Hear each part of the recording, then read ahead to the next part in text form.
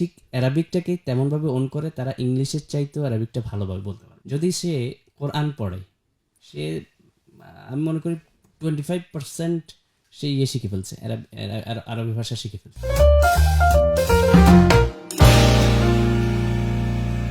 আসসালামু আলাইকুম। সুপ্রিয় সুধীমণ্ডলী, ভাষা শিক্ষার কৌশল এই অনুষ্ঠানে আপনাদের সবাইকে জানাই স্বাগতম। ড্যাফোডিল ইন্টারন্যাশনাল ইউনিভার্সিটির অধীন daffodil institute of languages and culture, সংক্ষেপে আমরা যেটাকে বলি ডিআইএলসি, এবং ড্যাফোডিল ইসলামিক সেন্টার ডিআইসি এর অধীনে বেশ কিছু ভাষা শেখানোর উদ্যোগ গ্রহণ করেছি। তারই অংশ হিসেবে আজ থেকে বিভিন্ন ভাষার উপরে কিভাবে আমরা সহজভাবে ভাষা শিখতে পারি সেই আলোচনাগুলো চলমান থাকবে।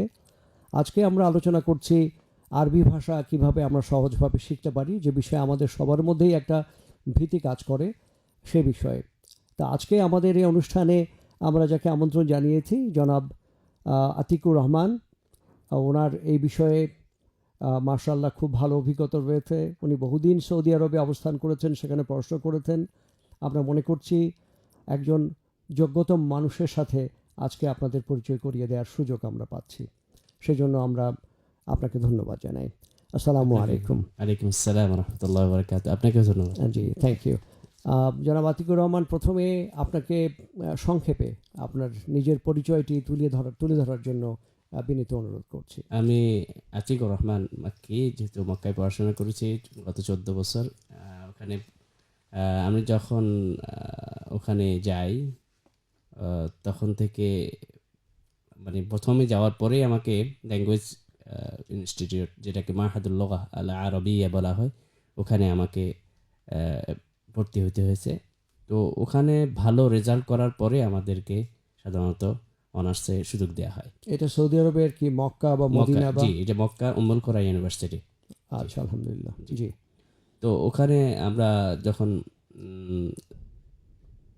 প্রথম যাই, আমরা সাধারণত ওখানে যখন অফার লেটার আসে, অফার লেটারের পরে আমাদের কোনো ধরনের পরীক্ষা নেওয়া হয় না। তাহলে বাংলাদেশে আপনাদের তাহলে সিলেকশন প্রসেসটা কি ছিল? সিলেকশন প্রসেস ছিল যে আমাদের রেজাল্টের উপরে, দাখিল আলিমের রেজাল্ট, বা কেউ যদি এইচএসসি এসএসসির রেজাল্ট দিয়ে জমা দিতে চায়, অ্যাপ্লিকেশন করতে চায়, অ্যাপ্লিকেশন করতে পারে, এবং ওই রেজাল্ট অনুযায়ী ওরা ইয়ে করে। তবে আলহামদুলিল্লাহ আমার যে বিষয়টা আমাকে সহযোগিতা করছে সেটা হলো আমি হাফেজ ছিলাম, আর ওরা হাফেজকে খুব ভালোবাসে, এবং যারা হেফজ করে তাদের সিলেকশন খুব সহসায় হয়ে যায় আর কি।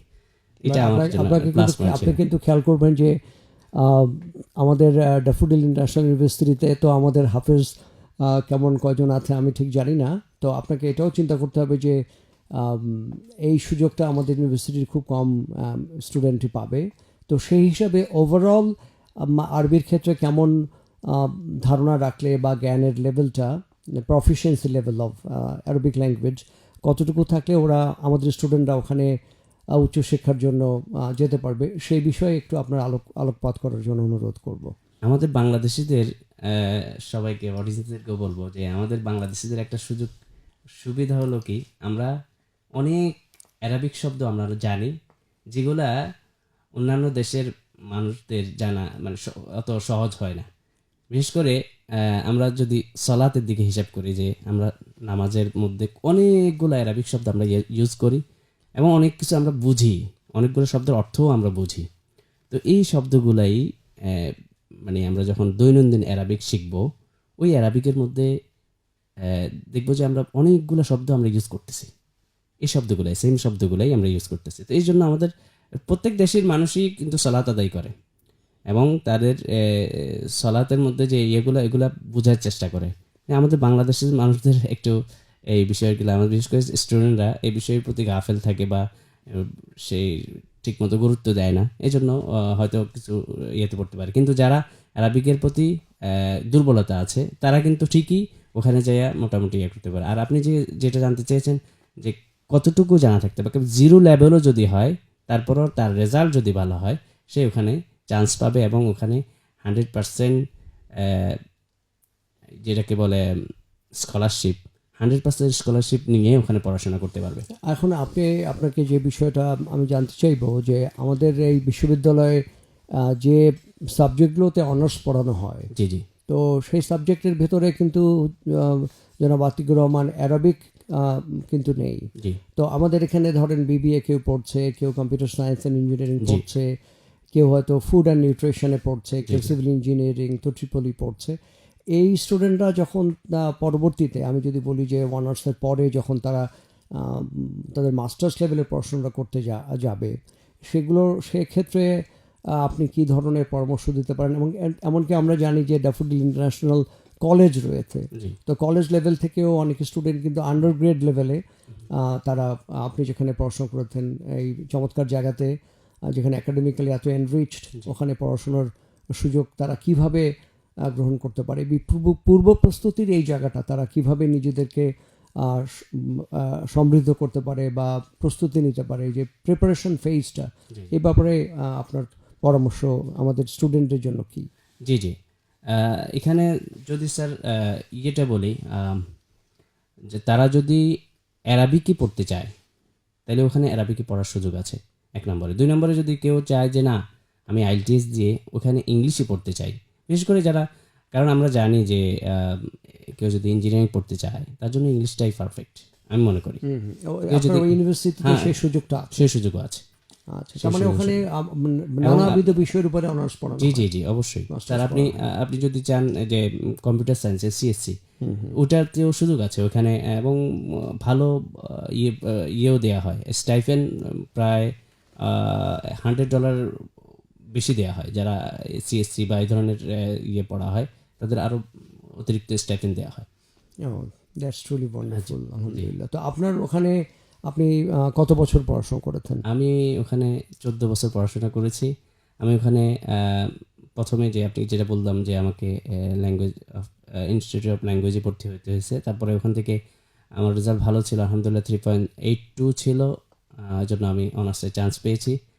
তো অনার্স কমপ্লিট করেছি 4 বছর, প্রায় 5 বছর মতো লাগছে আমার। তারপরে মাস্টার্স এবং এরপরে এমফিলের থিসিস করেছি। প্রায় 551 পেজের একটা থিসিস ছিল আমার। মাশাআল্লাহ। ওটা ছিল আমার ছিল তাফসীর এবং উলুমুল কোরআন। আমি খুব সহজে একটা ছোট্ট কোয়েশ্চেন করব যে জি, জি। ধরেন আমাদের দেশের সিস্টেমে এসএসসি, তারপরে এইচএসসি, জি দেন আপনার অনার্স, দেন মাস্টার্স, জি দেন এমফিল, পিএইচডি। জি আরবি লাইনের যে বিষয়টা রয়ে গেছে, আপনি তো যখন পড়তে গেলেন তখন তো এখানে আরবির ওই যে ইকুইভ্যালেন্সি, যেটা আমরা ইকুইভ্যালেন্ট বলি, মানে এসএসসি বা এইচএসসি, জি। সেই লেভেলটা আপনি কোথায় পড়াশোনা করেছিলেন? আমি বাংলাদেশে পড়াশোনা করেছি। আমি ফেনীতে জন্ম, ফেনীতেই বেড়ে ওঠা আমার। আমার বাবা ছিলেন ফেনী আলিয়া মাদ্রাসার মুহাদ্দিস, সাবেক মুহাদ্দিস। তো উনি ইন্তেকাল করেছেন, আল্লাহ ইয়ারহামহু। তো ওনার ওখানে থাকার সুবাদে আমাদের ওখানে বেড়ে ওঠা, ওখানে জন্ম। তারপর ওখানে আমি ফেনী ফালাহিয়া মাদ্রাসা থেকে দাখিল এবং আলিম পরীক্ষা দিয়েছি। কুমিল্লা আলিয়া থেকে ফাজিল পরীক্ষা দিয়েছি। এরপরে আলিমের পরে আমি আবার কুষ্টিয়া ইসলাম ইউনিভার্সিটিতে ভর্তি হয়েছিলাম।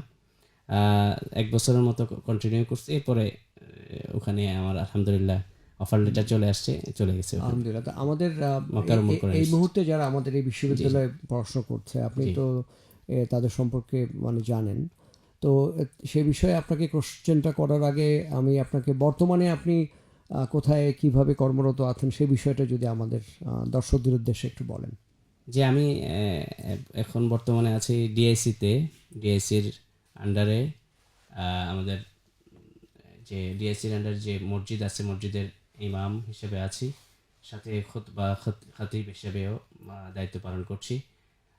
সাথে সাথে কোর্স ডিজাইনিং, বিভিন্ন কোর্স আমরা ডিজাইন করতেছি। ওই কোর্সের আমি প্রেজেন্টার হিসেবে কাজ করছি। সাথে আমরা বাইরের প্রেজেন্টার নিয়ে আসি। সব মিলিয়ে আমরা কোর্স ডিজাইন, কোর্স প্রেজেন্টার এবং ইমাম এবং খতিব হিসেবে এখন কর্মরত আছি। আমি একটা মজার কোয়েশ্চেন আপনাকে করতে চাই। জি। যে ধরেন আমাদের দেশে ইংরেজি ভাষা শেখার ক্ষেত্রে খুব বেশি গুরুত্ব দেওয়া হয়ে থাকে, আপনি জানেন, যেটা আপনি একটু আগে আইএলটিএস এর কথা বললেন। জি।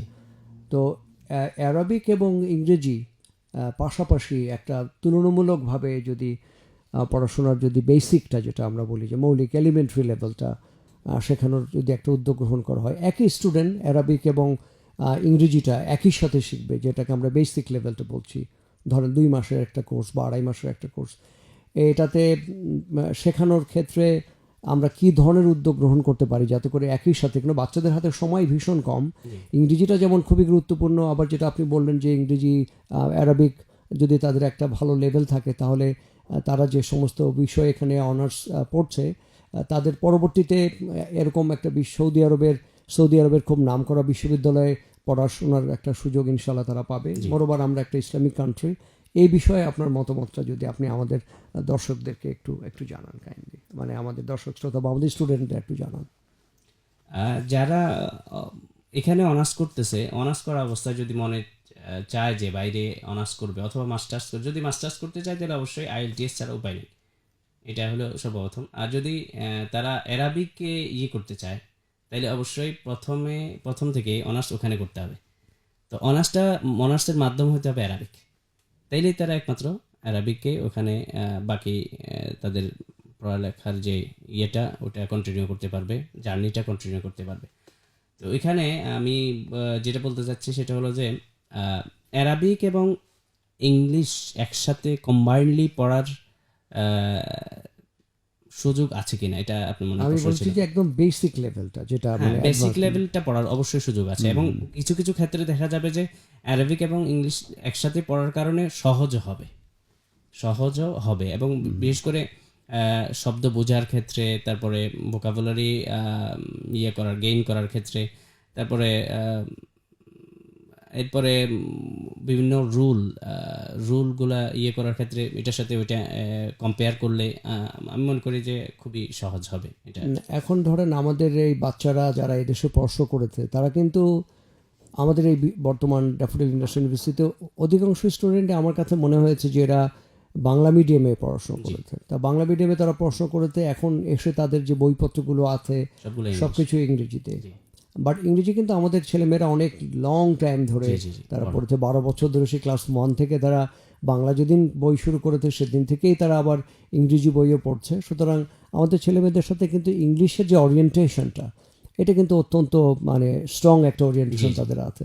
আমার প্রশ্নটা হচ্ছে এখানে যে এরা যদি আইএলস দিয়ে আপনার সৌদি আরবের নামকরা ইউনিভার্সিটিতে পড়ার সুযোগ পেয়েও যায়, সেক্ষেত্রে ওখানে পৌঁছানোর পরে ক্যারিকুলাম হিসাবে কি ওদেরকে অ্যারাবিক মিডিয়াম অফ ইনস্ট্রাকশন থাকবে, নাকি ওরা আবার ইংলিশ মানে যে মিডিয়াম মানে ওদের বইপত্রগুলো বা যে শিক্ষকরা ওদের ক্লাসগুলো নেবেন সব কিছু কি ইংরেজিতেই? সবগুলো ইংলিশেই থাকবে, জি স্যার। তবে এখানে আমি প্রিপেয়ার করব যে ওরা বেসিক অ্যারাবিকটা যেন শিখে যায়, কারণ বাইরের ওয়েদারে তো ওদের চলাফেরা করতে হবে, বাইরের যে বাজার সদাই বা যার দরকার হয় আর কি, এগুলো তো ওনাদের করতে হবে। আমরা তাহলে এটাকে বলবো যে এটাকে আমরা সোশ্যাল ল্যাঙ্গুয়েজ হিসেবে যদি অ্যারাবিকের বেসিকটা ছেলে মেয়েদের যদি মানে জানা থাকে তাহলে ওদের চলাফেরা বা সহজভাবে সোসাইটির সাথে খুব অল্প সময়ের ভেতরে অ্যাডাপ্টেবিলিটি যেটা মানে অ্যাকাস্টামড হয়ে যাওয়াটা, এটা ওদের জন্য খুব সহজ হবে। আপনি এই বিষয়টা বলছেন। আচ্ছা, তো ধরেন ওখানে যখন ওরা অ্যাপ্লাই করার সময় যদি সে অ্যাড করতে পারে যে তার আইএলটিএস এর সাথে তার অ্যারাবিক বেসিক ল্যাঙ্গুয়েজের একটা মানে লেভেল, সে এলিমেন্টারি লেভেলটা সে কমপ্লিট করেছে, সেক্ষেত্রে তার গ্রহণযোগ্যতার ক্ষেত্রে মানে তাকে সহজে অ্যাকসেপ্ট করার ক্ষেত্রে কি সে কোনো একটা আপার হ্যান্ড বা একটা বিশেষ সুবিধা পাবে বলে আপনি কি মনে করেন? না, এরকম কোনো দেয়া থাকে না, মানে হয়তো আপনাকে চুজ করতে হবে, হয়তো আইএলটিএস নয়তো অ্যারাবিক মাধ্যম বা টোফেলও দেওয়া যেতে পারে। আমি এই প্রশ্নটা আপনাকে এভাবে করব যে ধরেন একজন student computer science and engineering honours করতে যাবে বা মাস্টার্স করতে যাবে, ঠিক আছে, সেখানে তাকে ইংলিশের যে আইএলটিএসটা সে করলো, বাট সে যখন তার সিভিটা প্লেস করবে ওখানে দিতে পারে। সিভি প্লেসে যদি প্লেসমেন্টের সময় যদি সে এটা উপস্থাপন করতে পারে যে আমার অ্যারাবিকে আমার একটা বেসিক লেভেল বা একটা এলিমেন্টারি লেভেল 1-2 কিছু একটা করা আছে, সেক্ষেত্রে যেহেতু সে এমন একটা দেশে যাচ্ছে যে দেশের মাতৃভাষা অ্যারাবিক, তো সেক্ষেত্রে একটা আনুকূল্য বা ধরেন একটা অ্যাডভান্টেজ এর ক্ষেত্রে এটা তো পাওয়া যাবে। জি, এটা পাওয়া যাবে। আচ্ছা আচ্ছা। তবে স্যার আরেকটা বিষয় আপনি ওখানে বলেছিলেন, আমি জাস্ট এটাকে খেয়াল করিনি, সেটা হলো আমরা 12 বছর ধরে আমাদের ছাত্র ভাইয়েরা বা স্টুডেন্টরা কিন্তু ইংলিশ শিখছে। ঠিক তেমনিভাবে আমরা কিন্তু 12 বছর ধরে ওনারা কিন্তু ইয়েও পড়তেছে, না সলাতও আদায় করতেছে, আচ্ছা আচ্ছা। আবার কোরআনও পড়তেছে, হুম। আবার হাদিসও পড়তেছে বা হাদিস শুনতেছে, খুতবা শুনতেছে। তাইলে ওনাদের কিন্তু এই যে যারা আমরা যারা যেহেতু মুসলিম কান্ট্রি হিসেবে মুসলমানরাই সৌদি আরব বা এইসব ইয়েতে যাবে, নন মুসলিমের সাধারণত যাবেই না। তো যদি যারা যান বেশিরভাগই মুসলমান, তো ওই হিসাবে ওনাদের যে প্র্যাকটিসটা, অ্যারাবিকের প্র্যাকটিসটা, এই প্র্যাকটিসটা কিন্তু স্যার 12 বছর ধরে যেরকম ইংলিশের আছে ঠিক অ্যারাবিকেরও আছে, তবে উপলব্ধিটা কম স্যার। ইংলিশকে যেরকম ওন করা হয় ঠিক অ্যারাবিককে তেমনভাবে ওন করা হয় না। যদি কেউ ঠিক অ্যারাবিকটাকে তেমনভাবে ওন করে, তারা ইংলিশের চাইতেও অ্যারাবিকটা ভালোভাবে বলতে পারবে। তাহলে আমাদের যে একটা ভীতি ছোটকাল থেকে রয়ে গেছে যে অ্যারাবিক অত্যন্ত জটিল একটা ভাষা, এবং এটা আম, শেখা আমাদের যারা আমরা নন অ্যারাবিক কান্ট্রিতে জন্মগ্রহণ করেছি, আমাদের জন্য অ্যারাবিক ভাষায় কথা বলা বোঝা এটা খুব কঠিন। এই যে যে আমাদের একটা ভীতি কাজ করে, এই বিষয়ে আপনার নিজস্ব বক্তব্য কি? এই ভীতিটা স্যার ওই যে বললাম না, ওন করে না, এই জন্যই মূলত ভীতিটা। যদি সে কোরআন পড়ে, সে আমি মনে করি 25% সে ইয়ে শিখে ফেলছে, আরবি ভাষা শিখে ফেলছে। আচ্ছা আচ্ছা। সে যদি কোরআন পড়তে জানে। কারণ আমরা ভাষার কয়টা দিক স্যার, হুম। ভাষার কয়টা দিক স্যার? একটা হলো চারটা দিক, হ্যাঁ। 4টা দিক, listening, speaking, speaking, writing and reading. And রিডিংটা সে করতে পারতেছে, দেখেন স্যার। জি জি জি। রিডিংটা অলরেডি একটা হয়ে গেছে, 25% শেষ তার। লিসেনিং যদি স্যার আমরা যদি দেখি, সে লিসেনিংটাকে যদি আমরা 100% ধরি, সে তার 20% আছে, সে বুঝে। হুম। তাহলে এইভাবে যদি আমরা হিসাব করি, অ্যারাবিকের অনেক আমরা এর মধ্যে তার মধ্যে অলরেডি ইয়ে করা আছে, মানে খাজানা বলে আরবিতে, তার মধ্যে ইনক্লুড করা আছে, ভিতরে আছে, জমা আছে তার। শুধু জাস্ট এটাকে জায়গায় তুলতে হবে আমাকে, ব্যাস, আর কিছু না। ও আলহামদুলিল্লাহ। আচ্ছা, আমার একটা খুব ছোট্ট কোয়েশ্চেন, আমি কৌতূহল থেকে প্রশ্নটা করছি। যেমন ধরুন আপনি বলছিলেন যে আম, আপনি আমাদের এখানে ড্যাফোডিল ইন্টারন্যাশনাল ইউনিভার্সিটি, যে আমাদের যেটাকে আমরা ডিএসসি বলি, ড্যাফোডিল স্মার্ট সিটির যে মসজিদে আপনি ইমামতি করছেন, এবং আপনি বললেন যে আপনি এখানেই থাকেন, জি জি। এখানে থাকেন। তো আপনি আমাদের এই ড্যাফোডিল ইন্টারন্যাশনাল ইউনিভার্সিটিতে এই আমরা যেটাকে ডিআইএলসি বলছি, বা আপনার এখানে যেমন ডিআইসি, ড্যাফোডিল ইসলামিক সেন্টার, আপনার কাছ থেকে আমরা শুধু মানে স্টুডেন্টরাও আছে, বা আমরাও সহজভাবে আরবি শেখার ক্ষেত্রে আপনি আমাদেরকে কিভাবে সর্বোচ্চ সহযোগিতা করতে পারেন বলে আপনি নিজে ব্যক্তিগতভাবে মনে করেন?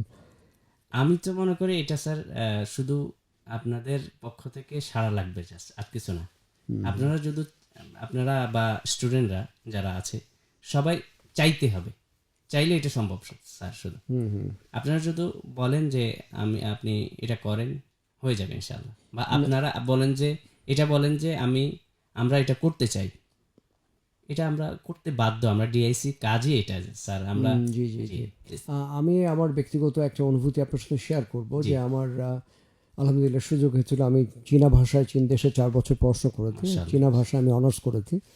তো আমার ওখানকার যারা চীনা ভাষার শিক্ষক ছিলেন, ওই দেশীয় যারা, তারা কিন্তু মনে করেন যে একটা ক্লাসে 25 বা 30-এর বেশি স্টুডেন্ট হলে ভাষা শিক্ষার ক্ষেত্রে, যেহেতু এটা একেবারে নতুন ধরনের একটা বিষয়, সেক্ষেত্রে যেটা জবাবদিহিতার জায়গাটা, যে অ্যাকাউন্টেবিলিটি, এবার শিক্ষকের পক্ষে এটা বোঝা খুব কঠিন হয়ে যায় যে আমার এই 25 জন বা 30 জন স্টুডেন্ট সবাই খুব সুন্দর করে ভাষাটা শিখছে কিনা, সেটা কঠিন হয়ে যায়। আপনার এখানে কতজন স্টুডেন্ট পার ক্লাস থাকলে আপনার কাছে মনে হয় যে তাদের শেখার দায়িত্বটা, মানে জবাবদিহিতামূলক জায়গা থেকে এটা আপনি মানে দায়িত্বটা পালন করতে পারবেন বলে আপনি মনে করেন? আমার মনে হয় আপনি কোশ্চেনটা বুঝতে পেরেছেন। বুঝতে পেরেছি স্যার। আমি তাহলে আমার নিজের অভিজ্ঞতা থেকে বলি। আমি যখন ভর্তি হলাম ইয়েতে, আমাদের উম্মুল ইউনিভার্সিটির অ্যারাবিক ল্যাঙ্গুয়েজ ইনস্টিটিউটে, ওখানে আমাদেরকে প্রথমে 8 জন দেয়া হয়েছে। 8 জন, সৌদি আরব মাত্র 8 জন। এই 8 জনের মধ্যে বাংলাদেশি কি আপনি একাই ছিলেন? শুধু আমি বাংলাদেশে একাই ছিলাম। সবার সাথে আমাকে ইন্টারঅ্যাক্ট করতে হতো তাদের অ্যারাবিক ছাড়া কোনো মাধ্যম ছিল না। ওই 8 জনের মধ্যে অন্যরা কোন কোন দেশের ছিল মনে আছে নিশ্চয়ই? হ্যাঁ, অবশ্যই মনে আছে। থাইল্যান্ড ছিল, থাইল্যান্ড, ইউএসএ, আমেরিকার, তারপরে ইউকে, যুক্তরাজ্য। তার মানে ওই দেশ থেকে থাইল্যান্ড, ইউকে বা আপনার ইউএসএ থেকে যারা এসেছিলেন জি তারাও দে আর অল মুসলিমস, জি, অল আর মুসলিম। অল আর মুসলিমস, তারা একই স্কলারশিপ নিয়ে আপনার মতো করে জি, ওদেশে তারা অল গিয়েছে। আর মুসলিম। জি তো এখানে যে 8 জন স্টুডেন্ট, পরবর্তীতে কি স্টুডেন্টের সংখ্যা বৃদ্ধি পায়? হ্যাঁ, পরবর্তীতে যখন আমাদের এখানে 10 জন করা হলো, 10 জন করা হলো ওই সেমিস্টারেই, ওনারা আসতে লেট হয়েছে এই জন্য ওনাদের বরাদ্দ ছিল সিট। তারপরে আর 2 জন গত সেমিস্টারে আসতে পারেনি, ওই 2 জনকে এনে আমাদের ইয়েতে ভর্তি করা হয়েছে। তখন সাথে সাথে বললো যে না, এদেরকে 6 করে দাও, 12 জন হওয়ার কারণে 6 করে দাও।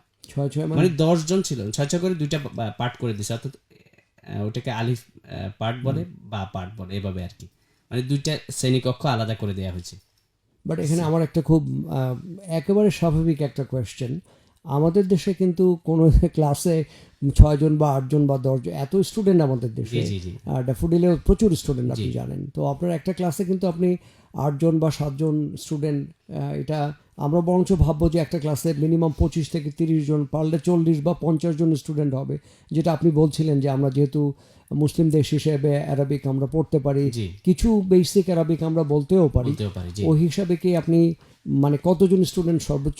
আমি মনে করি যে আমি চাচ্ছি সর্বোচ্চ যদি হয় 12 থেকে 15 জনের মধ্যে আমি হয়তো দিতে পারবো, আমি এটা আশা করতেছি। কিন্তু আমার ওস্তাদরা বলতেন যে 10 জনের বেশি কোনোভাবেই এক ক্লাসে যেন না হয়। আপনি একজন young man, very you have a fighting spirit, আমার মনে হয় যে আপনি 20 জন স্টুডেন্ট হ্যান্ডেল করতে পারবেন ইনশাআল্লাহ। ইনশাআল্লাহ। তবে হ্যাঁ, এই জন্য ছাত্রদের অবশ্যই থাকতে হবে, আগ্রহের একটা আগ্রহ। হ্যাঁ, অবশ্যই ছাত্রদের হতে হবে। আর এখানে স্যার একটা বিষয় হলো যে আমাদের যেটা করা হয়েছে, যে আমরা যাওয়ার পরে আমাদেরকে জোর বানাই দেওয়া হয়েছে, মানে তুমি এর সাথে কথা বলবা, তুমি এর সাথে কথা বলবা। আমি এগ্রি করছি। আমাদের আমরা যখন পড়তে গিয়ে তো সেখানে ছিল, বিকজ ভাষা এমনই একটা জিনিস, মাতৃভাষাটা আমরা ভুলে যাই না। আমরা যদি চর্চা করি তাহলে বাংলা আমরা আরো ভালো বলবো, জি কিন্তু যদি সারাটা দিনও যদি আমি বাংলা না বলি জি, তাহলে কিন্তু এটা আমরা ভুলে ভুলে যাবো। যাচ্ছি না। এটা আমাদের সাথে একদম আষ্টে পৃষ্ঠে বেঁধে আছে, যেটা আমরা মায়ের ভাষা বা মাতৃভাষা বলছি।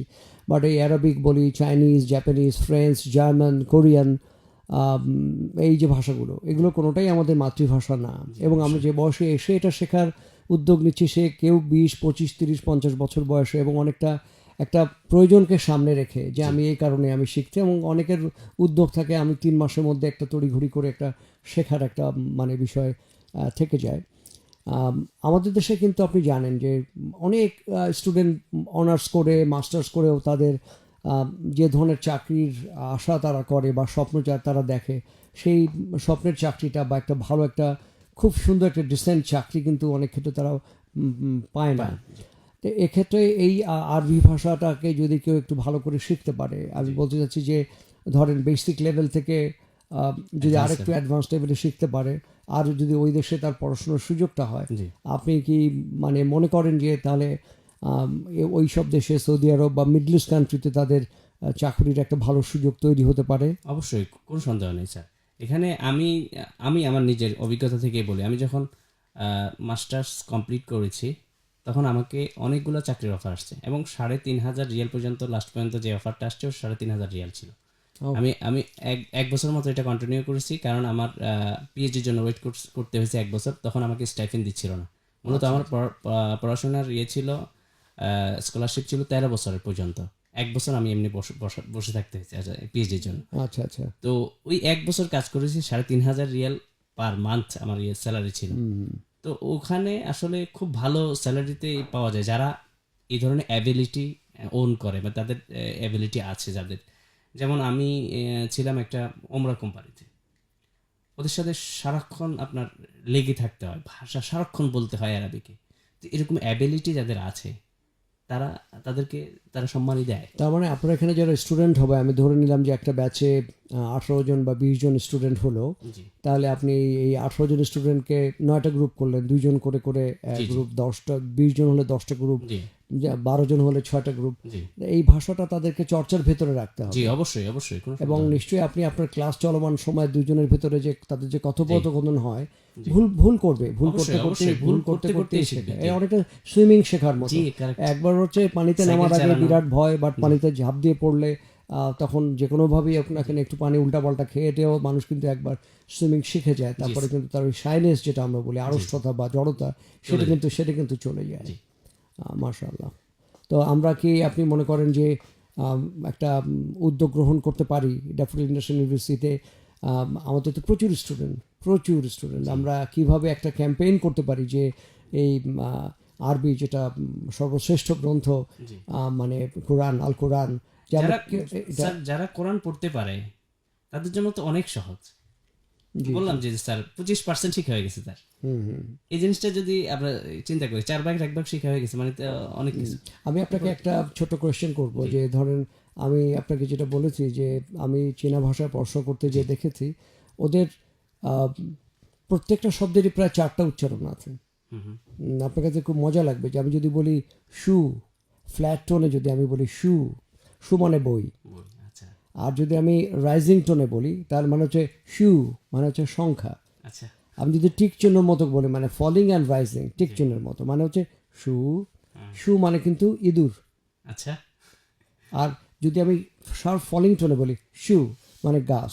আচ্ছা। তাই একে শু শু শু শু, তো মানে এটা 4টা মানে মিনিং হচ্ছে কিন্তু অ্যারাবিকে বই, বই, সংখ্যা, তারপরে হচ্ছে ইঁদুর, এর হচ্ছে গাছ। অ্যারাবিকে কি এরকম হয় যে এখানে কিন্তু আমরা বলছি যেটা হচ্ছে একটা উচ্চারণের যে জায়গাগুলো আছে, অ্যারাবিকে এরকম কি আছে যে একই শব্দের 2-3 রকমের উচ্চারণ হয়, বা এরকম উচ্চারণের অনেকগুলো বিষয় আছে? ইংরেজিতে যেমন ধরেন আমরা জানি যে 26টা বর্ণ, তাই না, 5টা ভাবেল, এই আই ও ইউ, আর 21টা হচ্ছে কনসোনেন্ট। জি। এটার কাজ কিন্তু একটা, আমি জানি না আপনি এটা জানেন কিনা, একটাই কাজ, এর কাজ হচ্ছে লেখা। এর সাথে কিন্তু ইংরেজি বলার কোনো সম্পর্ক নেই। ইংরেজি বলার ক্ষেত্রে যেটা বলা হয় ধ্বনি, ধ্বনির ইংরেজি হচ্ছে ফোনিম। আচ্ছা এই ফোনিম কিন্তু 44টা, খেয়াল করেন, ওখানে হচ্ছে 26টা বর্ণ নতুন যার কাজ হচ্ছে লেখা, আর ওখানে 44টা হচ্ছে ধ্বনি। ধ্বনি কিন্তু আপনি দেখতে পাচ্ছেন না, না, শুনতে পাচ্ছেন, ওটা কিন্তু 44টা। জি।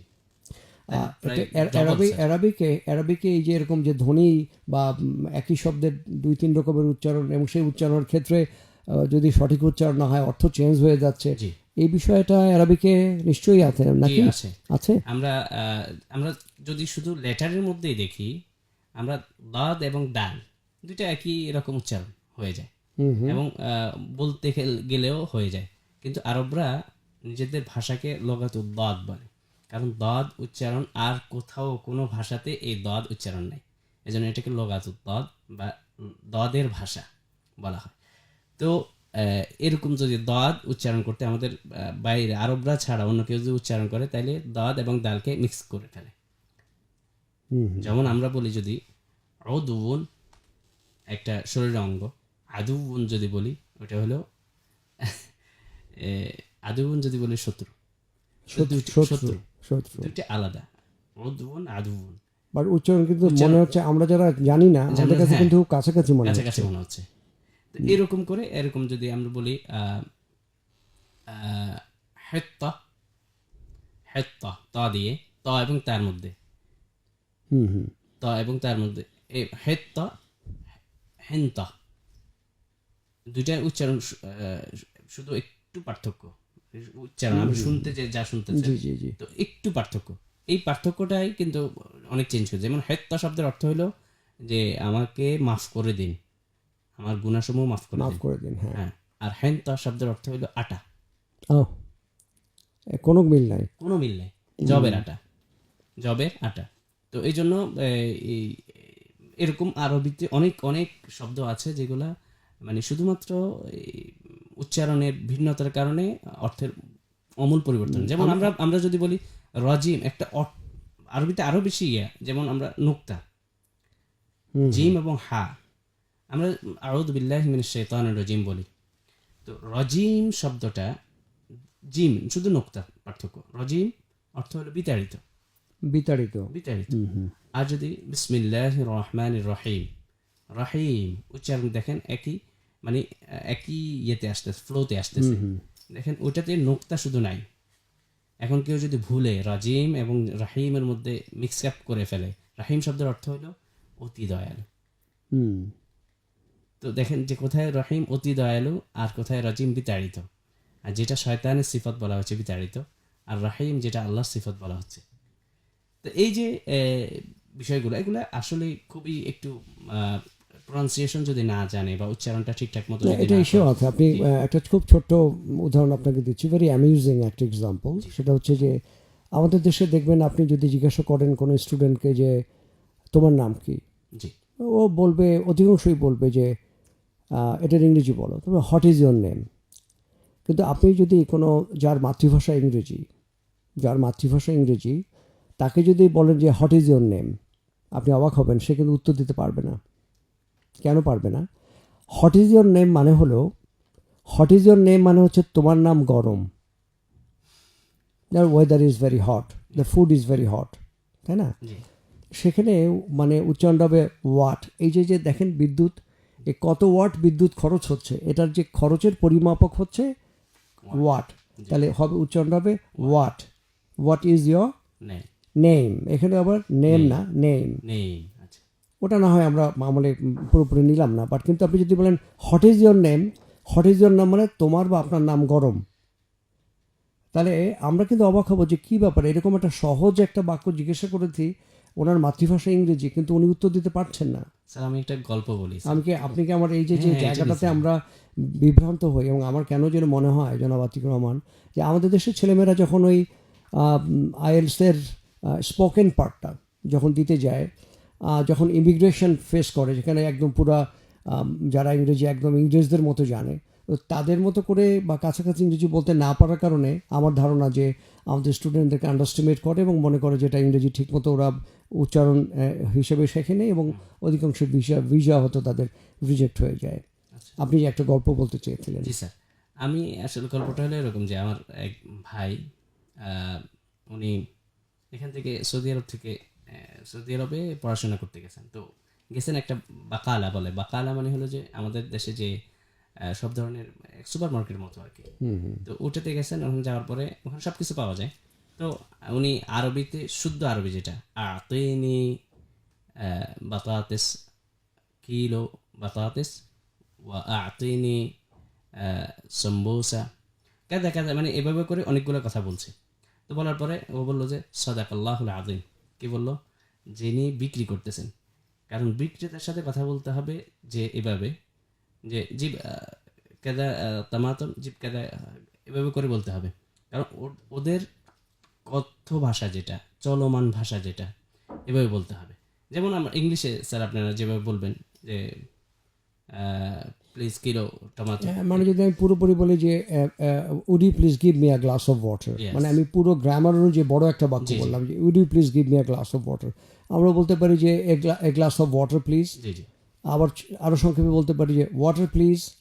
তারপর 3-4 রকমের বলতে পারি আমরা। অ্যারাবিকেও আপনি বলছেন যে একদম পিওর গ্রামার অর্থে, আবার ছোট বড় ছোট করেও বড়, বাক্যটা হ্যাঁ, বাক্য আছে। বলা যেতে তো পারে। এই জন্য আমরা যারা ওয়ার্কার হিসেবে যাবে তাদের জন্য আলাদা একটা অ্যারাবিক ল্যাঙ্গুয়েজ বের করা যায়, মানে আমরা অ্যারাবিক ল্যাঙ্গুয়েজ মানে শিক্ষা কোর্স হিসেবে, অ্যারাবিক শিক্ষা কোর্স ওদের জন্য শুধু অ্যারাবিকটা কথা বলাটা শুধু শেখানো যেতে এখানে পারে। আপনি এটার কিন্তু জন্য খুব আলাদা- মজার একটা কথা বললেন। আমার কাছে যেটা মনে হয় যে আমাদের চেয়ারম্যান মহোদয় এই বিষয়টা নিয়ে একবার কোনো একটা অনুষ্ঠানে উনি বক্তব্য রাখছিলেন, এবং উনি একসময় বলছিলেন যে আমরা এই যে দক্ষ শ্রমিক যারা আমরা বিদেশে পাঠাচ্ছি, ধরেন বাংলাদেশ থেকে যখন সে গেল, যার পরে সৌদি আরবে যেখানে সে এয়ারপোর্টে ল্যান্ড করবে, ল্যান্ড করার পরেই তো তার আরবির একটা বিষয় সোশ্যাল ল্যাঙ্গুয়েজ হিসেবে চলে আসলো। তো তাদের জন্য আমরা ছোট একটা বই তৈরি করতে পারি কিনা, যে বইটা সে বারবার যে কথাগুলো বলতে হবে, এই বাক্যের সংখ্যা হয়তো 100টা বাক্য হবে, হয়তো 300-400 ওয়ার্ড হবে, এটা বারবার চর্চা করলে সে কিন্তু এটা আত্মস্থ করে ফেলবে। তো এই ধরনের একটা বই তৈরি করার বিষয়টা কে আপনি কিভাবে দেখেন? হ্যাঁ, এটা খুব সুন্দর উদ্যোগ, যদি আমরা করতে পারি তাহলে এটা ভালো হবে। আপনি কখনো ভেবেছেন এই বিষয়ে যে এটা একটা খুব আমি চমৎকার আমি ব্যাপার এটা হতে পারে? গত এক সপ্তাহ ধরে এটা নিয়ে চিন্তা করতেছিলাম। আমার কাছে একটা অলরেডি একটা মডেল আছে আমার কাছে, ওটা আমি শেয়ার করব মনে করছি, যদিও শেয়ার করা হয় না এখনো। এটা আমরা, আমার সাথে আরেকজন ভাই আছে যার নাম হাফেজ মাহমুদুল হাসান, উনিও এটাতে ইন্টারেস্টেড এবং উনি এটা নিয়ে কাজ করতে চাচ্ছেন আর কি। তো আমরা দুইজন মিলেই মোটামুটি কাজ করতে যাচ্ছি। এটা কিন্তু this will B a very phenomenal matter, it will be great achievement. আমি আপনাকে যেটা বললাম যে চেয়ারম্যান মহোদয়ের, শ্রদ্ধেয় চেয়ারম্যান স্যারের একটা অনুষ্ঠানে, আমি ঠিক মনে করতে পারছি না সেটা কোন ধরনের একটা অনুষ্ঠান, উনি একদম স্পেসিফিক্যালি এরকমভাবে উনি বলেছেন যে এই যে আমাদের দক্ষ শ্রমিকরা যে সমস্ত দেশে যায় সে দেশের সোশ্যাল ল্যাঙ্গুয়েজ হিসেবে কথা বলার ক্ষেত্রে যদি ওরকম জাস্ট 100টা বাক্য বা 150-200টা বাক্য বা 400-500 শব্দের সঠিক উচ্চারণ দিয়ে যদি আমরা তাকে তৈরি করে ফেলতে পারি, সেই স্টুডেন্ট হোক, দক্ষ শ্রমিক হোক, শুধু যে আমরা বিশ্ববিদ্যালয়ের পরিসরে কাজ করব সেটা না। আমার মনে হয় চেয়ারম্যান সাহেব, আমাদের শ্রদ্ধেয় চেয়ারম্যান যেরকম একজন স্বপ্নদ্রষ্টা, উনি নিশ্চয়ই চাইবেন যে জাতীয় পর্যায়ে, মানে আমি আশা করতেছি আপনি পুরোপুরি না পারলেও অন্তত পক্ষে 50% পড়তে পারতেছেন। মানে আপনার একটা ক্লাসে ধরেন মানে টিচিং ফ্যাকাল্টি তো নন টিচিং ফ্যাকাল্টি যারা এই বিশ্ববিদ্যালয়ে বিভিন্ন শ্রেণী পেশায় যারা জড়িয়ে আছেন, কাজ করছেন, স্টুডেন্টদের পাশাপাশি সবাই মিলে আমরা আপনার একই ক্লাসের স্টুডেন্ট হতে পারি। ধরেন আমার বিশ্ববিদ্যালয়ের এই যে ড্যাফোডিল ন্যাশনাল ইউনিভার্সিটির ক্যামেরাম্যান যিনি মানে অডিও ভিডিও শ্যুট করছেন, কেউ অ্যাডমিন পদে আছেন, কেউ শিক্ষক আছেন, কেউ ফার্স্ট ইয়ারের স্টুডেন্ট, তো কেউ 7th সেমিস্টারের স্টুডেন্ট, যে ফ্যাকাল্টি হোক না কেন সবাই মিলেই একটা ক্লাসে আপনার স্টুডেন্ট হতে পারে। এটাও হতে পারে। তবে আমি মনে করি হয়তো অনেকের স্টুডেন্টের সাথে বসতে একটু লাগতে পারে। তবে এটা যদি আমার মনে হয় শেখার ক্ষেত্রে আমার মনে হয় যে বিশ্ববিদ্যালয় যেহেতু এটা অ্যারাবিক একটা ভাষার ক্ষেত্রে এটা থাকতেই পারে, বাট এটা কিন্তু অনেকটা ডিপেন্ড করবে আপনি কিভাবে সবাইকে খুব সহজভাবে সহজ করে নিচ্ছেন। একটা খুব মজার কথা আছে, আপনি এটা ব্যক্তিগতভাবে কষ্ট নেবেন না। একটা কথা আছে যে if the students fail to learn it is the teacher who fails to teach. যদি শিক্ষক যদি ভালো পড়াতে না পারেন, শিক্ষক যদি, কথাটা কীভাবে এসছে, if the students fail to learn it is the teacher who fails to teach. তার মানে ব্লেমটা কিন্তু স্টুডেন্টদের না, স্টুডেন্টরা শিখতে পারে নাই তাহলে দোষ শিক্ষকের। বিষয়টা একদম মোটা দাগে দেখলে কেমন যেন মনে হতে পারে। আমরা ব্যক্তিগতভাবে মনে করি যে শিক্ষক যদি ওরকমভাবে স্টুডেন্টদেরকে সহজ করে নিতে পারে এবং কার কী ধরনের প্রবলেম, একজন অত্যন্ত নামকরা ডাক্তার যেমন একজন রোগীর সাথে বসে প্রথম 2-4-5 মিনিট কথা বলে তার 2-1টা প্রেসক্রিপশন দেখে যেমন বুঝতে পারে যে ঠিক ওই মুহূর্তে ওই রোগী আসলে কী ধরনের সমস্যা আছে বা যে অবস্থায় আছে সেটা আরও যদি এই মুহূর্তে চিকিৎসা সেবা না নেওয়া হয় তাহলে কী জটিল অবস্থার মধ্যে পড়তে পারে, এবং সেক্ষেত্রে সবচেয়ে recommended best medicine, affordable best medicine কিন্তু দিতে পারেন। তো শিক্ষকেরও কিন্তু একটা দায়বদ্ধতা থেকে যায়, ওটা যদি আপনি ইনশাল্লাহ আইডেন্টিফাই করতে পারেন তাহলে এটা একটা ভালো দিক হবে। আপনার সাথে কথা বলে খুবই ভালো লাগলো, আলহামদুলিল্লাহ। আমরা কিন্তু আসলে অনেকটা গল্প ছলে কথা বললাম। এই গল্প ছলে কথা বলাতে হয় কি অনেকটা প্রাণ খুলে কথা বলা যায়। আপনার সাথে কথা বলে ভালো লেগেছে এভাবে যে আপনি খুব সহজ স্বাভাবিকভাবে আপনার শিক্ষার যে প্রক্রিয়া, আপনার স্টুডেন্ট লাইফ থেকে পরে যে এত বড় নামকরা ইউনিভার্সিটি উম্মুল কুরআন ইউনিভার্সিটিতে আপনি পড়াশোনা করেছেন সে বিষয়টা আপনি বললেন।